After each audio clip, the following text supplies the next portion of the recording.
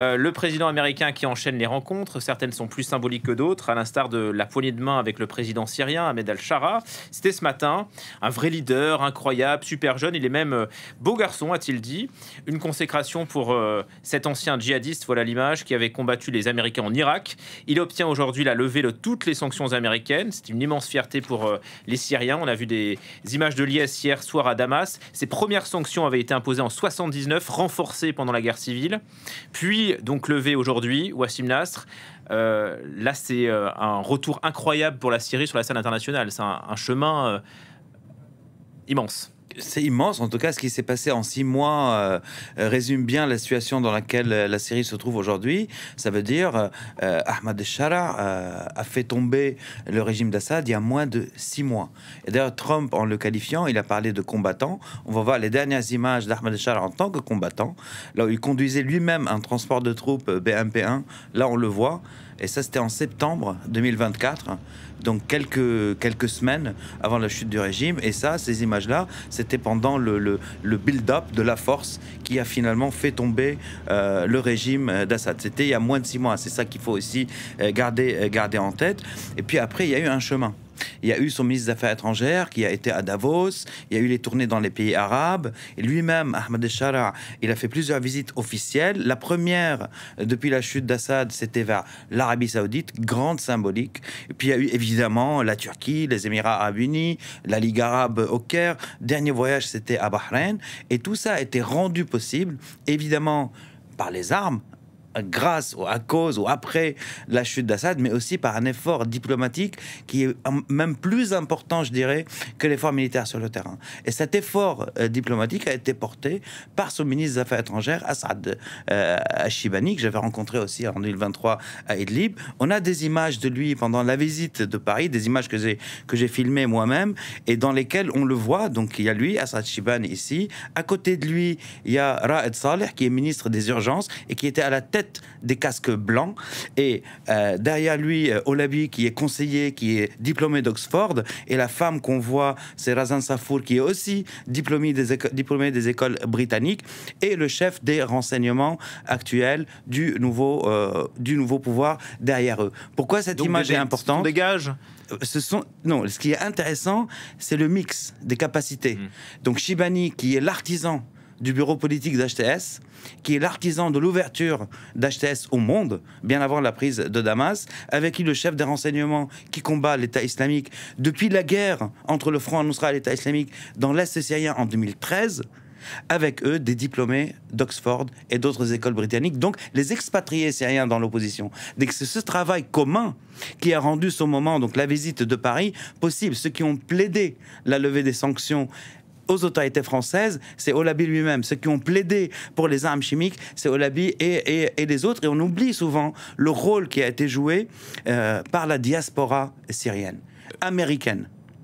Juste sur cette image d'Al-Shara en France, est-ce que Emmanuel Macron, en quelque sorte, a montré un chemin? Est-ce qu'il a fait remonter l'urgence syrienne dans l'agenda américain? La France a toujours été proactive. C'est-à-dire moins d'un mois après la chute d'Assad, il y avait une délégation française sur place, quelques jours après, pardon. Moins d'un mois, Jean Le Barrot, ministre des Affaires étrangères, y était. Donc la France a toujours été proactive, et la France fait partie des pays qui n'ont pas varié vis-à-vis du régime d'Assad.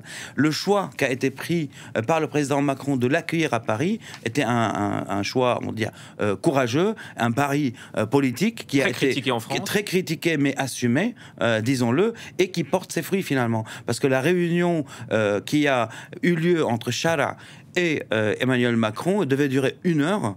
Moi, j'étais à l'Élysée, elle a duré 2 heures. Après la réunion, j'ai pu m'entretenir quelques minutes avec Shara, avec Shibani, avec son chef de renseignement. Et puis après, on a eu les échos des autorités françaises. Et tout le monde disait que la réunion était excellente. Donc tous les sujets étaient sur la table de manière très franche. Après la réunion, ce que Emmanuel Macron a dit à la conférence de presse, il a tout de suite parlé aux Américains, au président américain, pour lui dire il faut donner sa chance, il faut lever les sanctions. Et donc évidemment que quand Al-Shara visite l'Europe pour la première fois, un pays du Conseil de sécurité permanent qui est la France, qui a son poids en Europe et en Occident en général, évidemment ça pèse dans la balance. Avec donc cette levée des sanctions annoncée hier soir par Donald Trump devant une ovation des hommes d'affaires, qu'ils soient saoudiens ou américains, et y compris MBS qui a applaudi.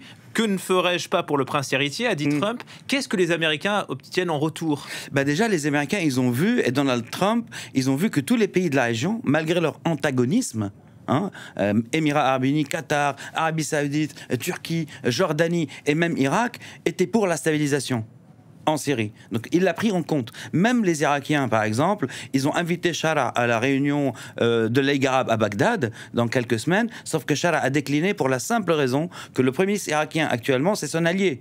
Ils ont envoyé plus de 200 000 tonnes d'aide déjà en Syrie, et pour ne pas le mettre en difficulté dans ces élections, il a décliné et l'envoie son ministre des Affaires étrangères. Donc il est en position maintenant de faire ce jeu, disons, politique. Qu'est-ce que les Américains ont gagné? On va voir déjà des photos du premier contact, on va dire, post-Assad, entre les autorités américaines et les nouveaux maîtres de la Syrie. Donc c'est les images d'un citoyen américain qu'on voit à gauche là de la photo, avec Arnaout qui est du bureau politique d'HTS. C'est un citoyen américain qui a été perdu, qui était détenu par Assad et qui était perdu en banlieue de Damas, que les combattants ont trouvé. J'ai rencontré l'équipe qu'il a trouvé sur place en décembre dernier. Ils m'ont dit, on l'a trouvé dans la rue. Les gens pensaient que c'était Austin Tice, le journaliste américain. On l'a sauvé de la foule parce que les gens voulaient se prendre en photo avec lui pour la récompense. Et ils l'ont caché de maison en maison jusqu'à l'acheminer. Là, on voit la photo. À qui? Le militaire, c'est un militaire américain. C'est le commandant des forces américaines en Syrie. Directement donné, donc pas négocié, rien du tout. Donc c'est un gage on va dire, de bonne volonté. Il y a une semaine à peu près, il y a des équipes du Soufan Center avec des équipes qataries qui étaient à la recherche des dépouilles des otages américains tués par l'État islamique dans la zone de Dabiq. Ils sont sécurisés par les autorités syriennes pendant une semaine. Donc les Qataris, les équipes scientifiques qataries qui cherchaient les dépouilles. Il y a une commission syrienne des nouvelles autorités qui travaille sur les gens qui sont des Américains, disparus en Syrie, dont le journaliste Austin Tice qui était détenu par Assad depuis 2012. Ce sont des dossiers très importants pour les Américains. D'un autre côté, évidemment, il y a le dossier israélien. Et même sur ce dossier, Ahmed Shara, dès la prise de Damas, a montré des gages. Il a dit, je ne veux pas chercher des problèmes aux Israéliens, on respecte les accords de 1974, malgré les frappes israéliennes, etc.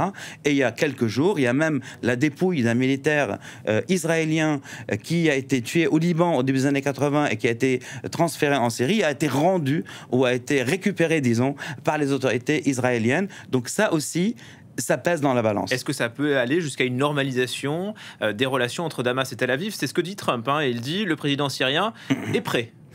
Le président syrien a dit lui-même à Paris, quand la question a été posée, qu'il y avait des négociations via intermédiaires avec les autorités israéliennes. Les intermédiaires, on les connaît. Les intermédiaires, c'est évidemment les Émirats arabes unis, qui aujourd'hui sont derrière et avec Chara.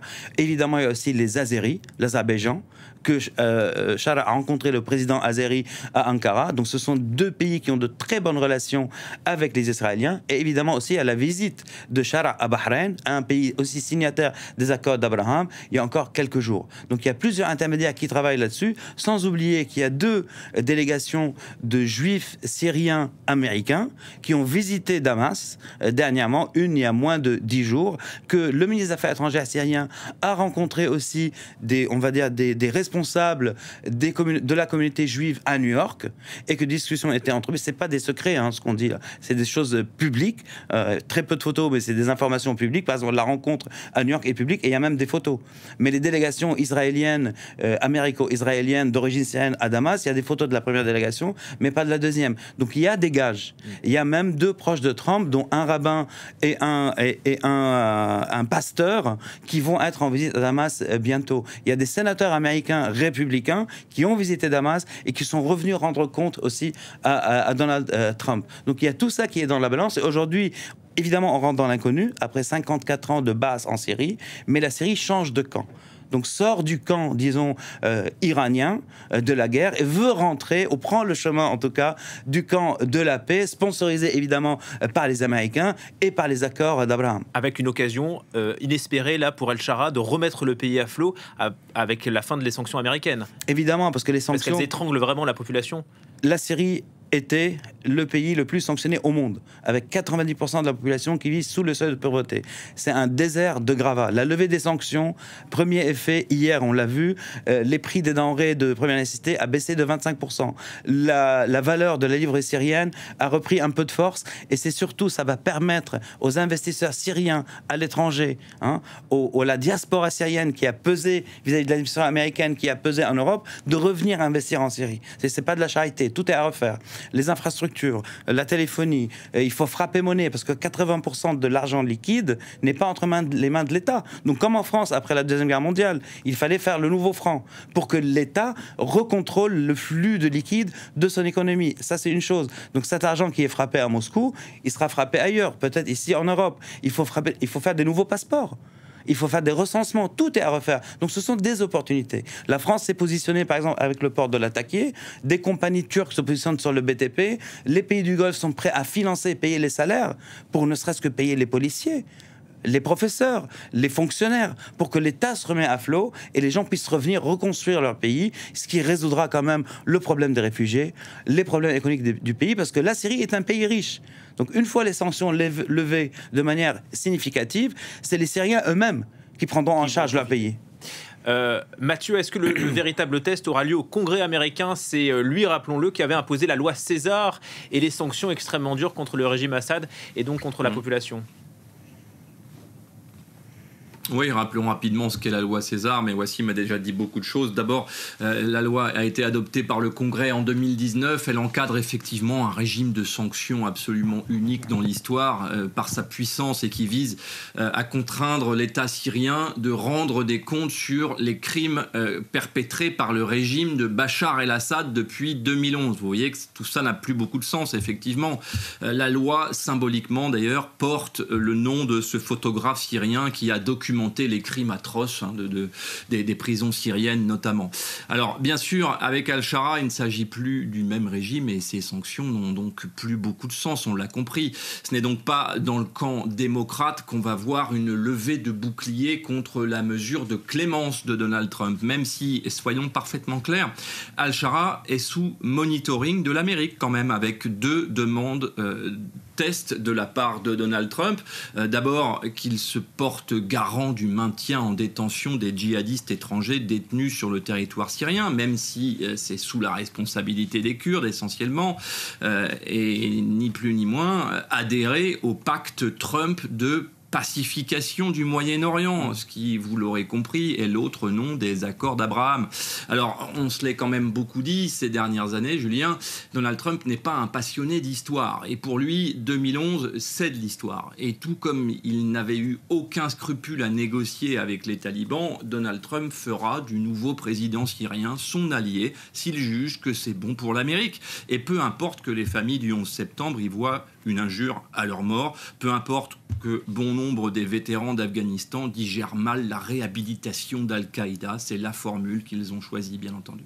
Wassim, vous vouliez... C'est intéressant par rapport aux lois César, parce qu'on sait que quand Al-Shara a visité Paris, la première visite qu'il a fait à Paris, c'était à César, parce que César est à Paris, accueilli par la France comme réfugié politique depuis à peu près 2014. Donc première visite qu'il fait à Paris, c'était aller voir César. Donc ces lois César qui portent le nom de cet homme qui est réfugié politique en France n'ont plus lieu d'être. Donc la symbolique est très grande de par cette visite. Et évidemment, ce que rappelait Mathieu est important aussi, parce qu'on est en train de fermer une séquence de la guerre contre le terrorisme telle qu'on la connaît, depuis que les Américains ont négocié avec des anciens détenus de Guantanamo pour la sortie d'Afghanistan, et depuis que Al-Shara s'est désengagé de la mouvance djihadiste internationale et a créé cette troisième voie que j'ai tellement décrit, et qui pourrait devenir une sorte de blueprint ou d'exemple pour d'autres pays dans le monde. On sait que cette guerre contre le terrorisme n'est pas un succès, et peut-être qu'il faut trouver d'autres moyens de se désengager de ce piège qui dure depuis plus de 20 ans.